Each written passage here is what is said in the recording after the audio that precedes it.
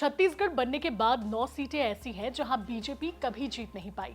जय जोहार साथियों, मैं हूं निधि भारद्वाज और आज हम अपनी रिपोर्ट में उन 9 सीटों के बारे में बात करेंगे जहां का किला बीजेपी कभी भेद नहीं पाई। पहले चरण का मतदान 7 नवंबर को होना है और दूसरे चरण का मतदान 17 नवंबर को होगा।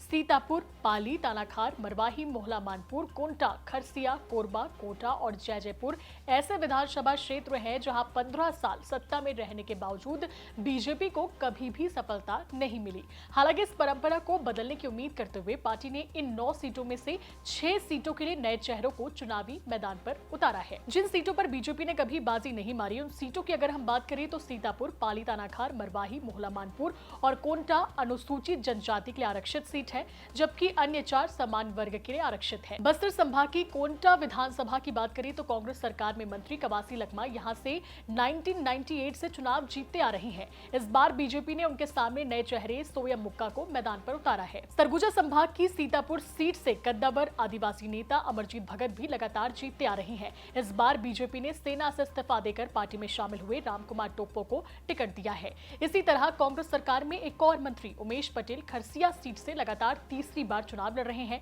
न केवल राज्य के गठन के बाद से बल्कि 1977 से यह निर्वाचन क्षेत्र कांग्रेस का गढ़ रहा है। खरसिया से बीजेपी ने नए चेहरे महेश साहू को मैदान पर उतारा है।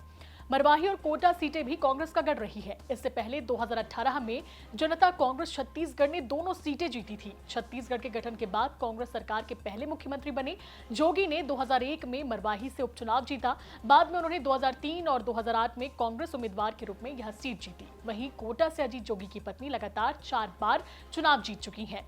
ऐसे में भाजपा ने कोटा और मरवाही सीटों से नए चेहरे प्रबल प्रताप सिंह जुदेव और प्रणव कुमार मरपच्ची को मैदान में उतारा है। बघेल सरकार के एक और मंत्री जयसिंह अग्रवाल परसीमन के बाद अस्तित्व में आए कोरबा सीट पर 2008 से अजय हैं। भाजपा ने कोरबा से कांग्रेस के अग्रवाल के खिलाफ अपने पूर्व विधायक लखनलाल देवांगन को मैदान में उतारा है। बाकी 3 सीटों पर भी बीजेपी कभी खाता नहीं खोल पाई। भाजपा की तरह कांग्रेस को अभी भी 3 सीटों पर जीत का इंतजार है। रायपुर शहर दक्षिण, वैशाली नगर और बेलतरा, ये 3 सीटें ऐसी हैं जहां बीजेपी जीतते आ रही है।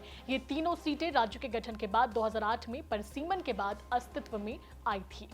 कांग्रेस ने 75 पार का लक्ष्य रखा है। अब 3 दिसंबर को ही पता चल पाएगा कि बीजेपी अपने अभेद किले को कैसे भेद पाती है। उम्मीद है आपको हमारी रिपोर्ट पसंद आई होगी और ऐसी ही खबरों के लिए देखते रहे छत्तीसगढ़ का अपना पहला डिजिटल चैनल छत्तीसगढ़ तक।